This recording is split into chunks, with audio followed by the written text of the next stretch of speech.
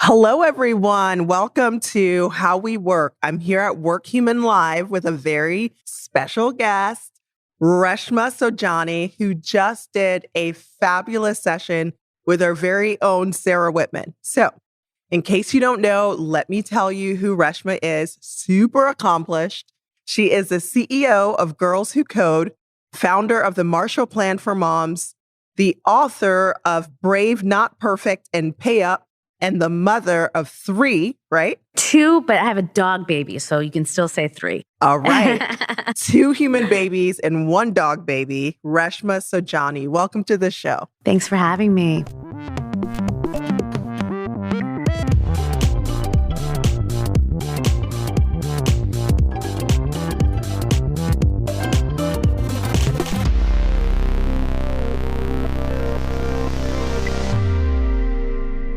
All right, so we're Work Human, and we'd like to start off by introducing our audience to the humanity of our guests. So we want to get to know the human first before we start to talk about all of the other things. So I know a little bit about your background from your fabulous TED Talk and also from your presentation that we're just coming from. But for our listeners who have not had the benefit of either of those, can you just tell us a little bit about the person, Reshma? Well, I'm the daughter of refugees. My parents came to this country from Uganda in 1973. They were expelled. They were 2 of 1,000 refugees who got status to come here. And I think that experience of being the daughter of refugees really impacted my life. It's what drove me to public service. It's what made me want to give back to this country that literally saved my parents' life. It's what made me an activist because, again, so much of what happened to the Indian population in Uganda was because they weren't part of the political process and their homeland was literally taken away from them. So it had a profound impact on me. I'm the mother of 2 plus a dog baby. And I think, again, the identity of being a mother in America is so much of what drives me. I've been an activist my whole life. You know, they say in Hinduism, like, what do you put on this earth to do? And I feel very called and compelled to fight for women and girls. And I've always been that way since I was like 13 years old. So I looked you up on Wikipedia, and if they have your age right, I know your age. You're super, super accomplished. And I'm an immigrant, and I feel like something that is in common between those 2 backgrounds is this pressure to be perfect and succeed and like being your parents' or your ancestors' wildest dreams. And so there's 2 sides of that, right? Like the pressure to succeed and then how you react when you don't succeed. So I want to talk about those 2 things with you. In your TED Talk, you joked and you said, don't worry, this is not a talk about failure.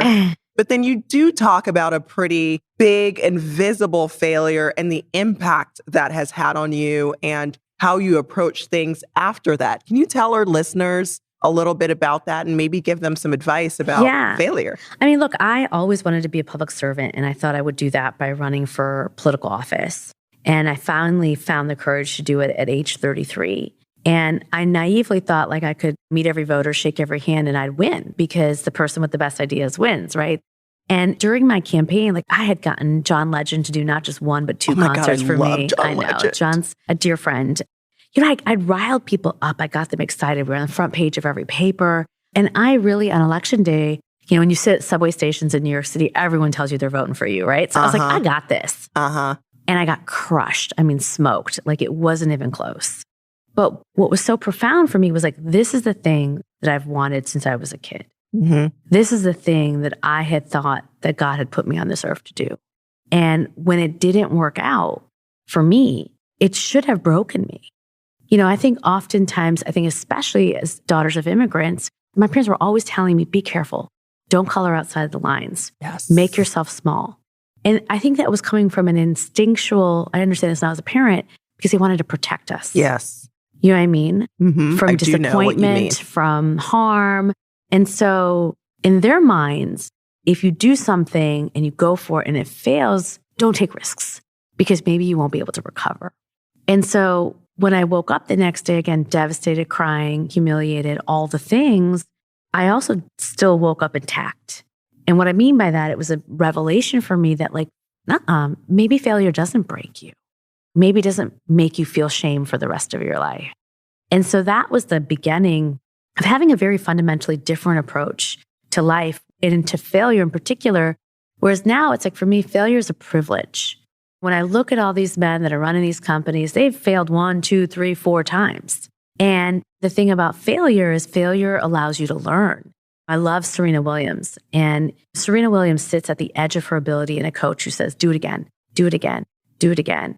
To be great, and I want to be great, you have to make mistakes. You have to fail. Thank you for sharing that. So it sounds like this failure made you braver for the future. I think my failure made me braver, but it also made me less afraid. Because again, I think the thing that I was afraid of is that if I tried something and I failed, it would break me. You know, the story that I talk about in my TED Talk was about, again, why girls don't show the line of code that they wrote when the semicolon's in the wrong place. And when I told that story on the TED stage, I was inundated by women saying to me, well, I do this too. And so somewhere along their life, girls had learned basically to like give up before they tried. Because we learned how to be good girls, how to gravitate towards the things that we're good at. And we didn't build that failure muscle, that bravery muscle that allowed us to kind of build that sense of resiliency for when you try something and it doesn't work out. Yeah. So I think that that is such an important lesson. You've also mentioned a couple of times now about this being what you were put on the earth to do and doing things that you consider meaningful and being an activist and changing the world. I feel similarly about what I do. Do you have any advice for people who are trying to find that meaning and purpose in their life? Yeah. Well, one, I have 2 things to say about that. One is like, I think that you have to do a lot of things you don't like. So I had a lot of jobs I hated, a lot of jobs I hated, and I had to quit or get fired a lot of times to the point where I found myself now in the work that I'm doing, like I'm much more clear about what I want to do. But part of getting that clarity of purpose is by figuring out what I don't want to do. And I'll have moments like, I stepped off as the CEO of Girls Who Code 2 years ago to build Moms First, which is my new organization now, which used to be called Marshall Plan for Moms. But part of that journey as I was deciding to step off was this kind of, again, this juncture, what do I want to do? Do I want to run for office again? Do I want to go do this other thing? Do I want to build another nonprofit? And so we have to also kind of find moments where you get to kind of look at different decision-making paths, but then really listen to the universe about what resonates with you. And this brings me to my second thing. Look, I am now on this journey right now of finding more space in my life to be quiet so I can listen to the divine. And what I mean by that is like, if you're constantly, I'm a doer and I'm always driving, I'm always getting things done, I'm always kind of helping people, I'm always doing this. And when you're constantly living at that vibration, you can't listen to the signs that are coming your way. And I'm realizing that more and more. Like my soul is actually craving for more quiet, for more creative energy. And I think why this is so important at this moment is if you look at the world, there's just really fundamental shifts that are happening in politics, in business, in families, everywhere, that we need different kind of leaders. Yes. We need to engage in different kind of fights. And so if I'm still living in 1985 vibration, right? Because that was the last time I was quiet, then I'm going to miss this new world and miss what I'm meant to do in this new world. So I haven't figured it out, but I'm definitely on a journey right now for finding more of that creative, quiet space. And that does mean for me, I have to feel less guilty about finding joy and about having fun. It's funny, I was at my hotel coming over here and I was just looking up at the elevator and it was like saying, well, I guess my hotel allows you to rent a skateboard, allows you to like, you know what I mean? Do all these things that I was like, I should do that. I should rent a skateboard and just try to skateboard around the city, right? Like, you know what I mean? But oftentimes, but I can't. You want to know why? Because I booked a red-eye flight and I got here an hour before and I do a speech and then I never bake in time for me to go do the things that are going to allow me to be still and quiet. I felt everything you just said deep in my bone marrow. And it's like we've spoken before because I've spoken about this on this podcast. So at the beginning of 2020, I had a set of serious health issues. Thought I was going to die. I'm not going to die. Everything's fine. I'm fine. However, that moment does make you reevaluate what you're doing with your life. And then the pandemic happened. And so the confluence of those things meant I was socially isolating very, very hard, not even going to the supermarket. I was laid off at the time. And so, yes, I was very still and having those conversations with myself. And I did emerge with a much clearer sense of what the universe needed from me. And I've said that before. And I've also said that my current role at Workhuman has delivered, like you ask, and the universe delivers. So thank you for that. I can see that in really your felt face. that. And I can see that, like Thank you. you have clarity and joy. And that's right. And the thing is, and this goes back to us being daughters of immigrants, I think we are raised to push, Yes. push, work, push. And so we don't actually let the divine show up to help us because we're not supposed to do it by ourselves. Yes. And that is a very cultural lesson that I have to unlearn that is so hard to unlearn because I don't know who I am without working my ass off. I realized in that defined by moment that I hadn't sat still without working for such an extended period of time in about 20 years. In about 20 years. Actually, more than that. So yeah, you're right. We are conditioned to just keep going. Okay, so I want to talk about these fabulous organizations of yours. So let's start with Girls Who Code. That is an organization that aims to close the gender gap, and that's something you talk a lot about. So it aims to close the gender gap in tech by building a pipeline of future female engineers. Can you take us back to the aha moment for you that led to you founding that organization? So I was running this race and I lost. And I remember thinking, well, and I wanted to give back. I didn't want to go back to working in the private sector. So I was thinking about all the problems that I saw on the campaign trail was someone that resonated with me. And in 2010, tech was starting to really boom. And I remember going into computer science classes and just seeing lines and lines of boys and not a girl in sight. And again, as the daughter of immigrants, my father used to always say to me, Beta, you could be a doctor, a lawyer, or an engineer. Because it was about finding a job where you could make a great wage and march into the middle class. And that was tech back then. And so I built Girls Who Code to create opportunity in an industry that had an abundance of opportunity. And 10 years later, we've taught 500,000 girls to code, reached, $500 million through our work. Right before the pandemic, we had 10,000 Girls Who Code clubs. We've increased the amount of girls majoring in computer science on college campuses. We've built a mass movement. One of the largest women and girls organizations in the world. I raised $100 million for my nonprofit over a decade. And it's been one of the biggest joys of my life. Wow. Congratulations on that. Now let's talk about your second organization. You mentioned that it has a new name. Can you repeat what that new name is? So it's called Moms First. It was the Marshall Plan for Moms.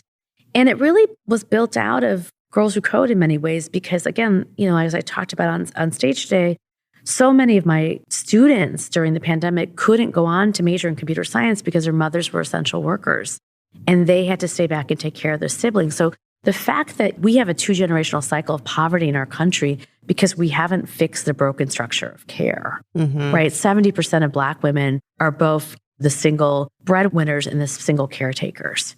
And so if you live in a country that doesn't have paid leave, where the cost of childcare is rising faster than the cost of inflation, you never give women of color the opportunity to actually march up into the middle class because you haven't fixed the structure of care.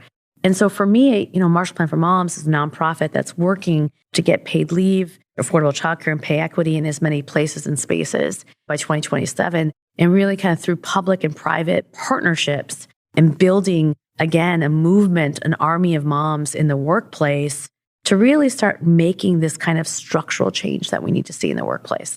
That's something else I've heard you talk about that I'm really inspired by. So in your talk that you just gave for Workhuman, you said, we bought the lie that we have to fix women instead of fixing the structure. I don't know if you saw me, you probably didn't. I was at the back of the room snapping like, yes, preach, So I absolutely love that. And thank you for the work you're doing in your organization to fix that structure. But what I'm really interested in getting your take on is, can you talk about imposter syndrome in the context of that statement? I'm giving a very big commencement speech about this exact topic. So I will save the good stuff. I was actually just practicing my speech before I walked over here. I mean, listen, I don't believe in imposter syndrome, and I refuse to almost even talk about it anymore. Because I think imposter syndrome is a strategy that's been used as women to stall our progress, to make us think that there's something wrong with us, rather than make us think there's something wrong with the system. Anytime 82% of women feel a certain emotion, which is we feel like we don't belong or we're not qualified, it means that it's not our fault. It's the structure's fault. And again, what I mean by that is that imposter syndrome makes you feel like you're not qualified, that you're a fraud, that there's a deficiency with you. And that sentiment, I often think, is used to make women feel like, well, if you just had this other skill, if you just had more confidence, if you just learned how to do this thing, you would be okay. Mm-hmm. And I think what we need to really say is, no, that's not the problem. The problem is I work in a workplace that doesn't have structural supports. I work in a workplace that is sexist, racist, transphobic, homophobic. I work in a workplace that has no paid leave or affordable childcare. I work in a workplace that pays women of color less, than anyone else. That's the problem, not me. I love that our listeners just heard you say that. So unlike the Taylor Swift song, yeah, it's not us. We're not the problem. This is my line in my commencement speech. It's me. I'm the problem. No, we're not the problem. We are not the problem. So let's keep talking about organization. So I don't know if you know, but here at WorkHuman, we do our own research, and we just released a new research report called The Evolution of Work. And in that research, we're looking at different personas and what they want and need from the workplace. And one of the groups we're looking at is caretakers. And when we looked at caretakers, we found, not surprisingly, that they report a need for flexibility more than others in the workplace. And even more than that, they are the most willing to take a pay cut to get that, especially in tech. So do you have any advice for companies who want to be more attractive to and supportive of caregivers like parents? Well, one, I think that you should be offering flexibility, but not offering it, giving a pay cut. I think the fact that this is kind of how a lot of women felt when they were having reduced schedules, that they were working the same amount of hours, they were just getting paid less for it. So I think we need to be careful not to fall back into that trap. Absolutely. Right? That we've seen happen before. And I think we need to pay attention to the data. Every data from the Fed has shown that there's no productivity decrease with remote work. So the problem is we got used to a workplace where people were in their seats 9 to 5, and simply we thought people were working if they were doing that. And we got an opportunity, I think the pandemic gave us an opportunity to work in a different way that suited families, that suited caregivers, that suited people who had disabilities, that suited people of color, literally suited everybody. Yes. You know what I mean? Yes. Everybody felt like they were thriving from this, except a subset of folks. Yep. That are pushing a demand to return back to normal that wasn't working for anybody else. And I think I said that this is the new revolution. I think we have to just continue to resist that and keep fighting for what we need and fighting for it without saying that we're going to take a pay cut for it. I completely agree. Thank you for that. So my last question is a bit of a fun question. People who really know me know that I am a huge Lizzo fan. Oh. I am obsessed. I met her, right? Yes, of course I know you met her. When I saw you as one of the people she brought on stage, I was in my living room screaming, oh my God, we know her. I'm going to meet her. So for our listeners, just kind of let us know what that felt like. Oh my God. What did it mean to you to get that kind of cosign of what you're doing and such prominent exposure for your work and for your organizations? Yeah, so Lizzo kind of invited 17 of us to come up on stage when she was awarded the People's Choice Champion Award. More than how I felt, I want to tell you how I felt about Lizzo and about how she is a shining example of what we need in our leaders. Now, here's a woman who's young. She's not Beyonce or, someone who's been there, or even Taylor Swift, right? Who's been there for 10 to that has had enough power that they could feel like I could give this moment, not for myself, but give it to others. And the fact that a young Black woman did something no one has ever done before, which is given her stage to other women who are fighting for underserved women, was such a gift to witness that. Oh, I love her. To witness that. Come on.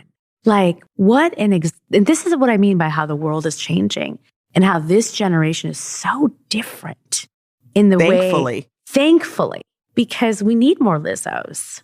And trust me, that being there, she didn't do this as a PR stunt. She was just, are you all okay? Did I say your name right? Is this what you want me to say about you? Am I putting your thing back? Is this what it's like? It was so important for her, for us to feel that we got that moment, those millions of eyeballs for our movements. It was one of the most powerful things I've ever seen in my life. Lizzo, if you're listening, we love you, just so you know. All right, Reshma, before we close out, any final parting words for our listeners? I'm really excited to be here, and I know Workhuman's doing amazing work. And I think the technology that you have and the recognition technology that you have could actually make, I think, really huge changes on the world and the workplace that we want to see. So I'm excited to see it happen. Thank you so much for that. I mean, I think it has such a place in today's workplace, as we're changing the way we work, as we're reimagining.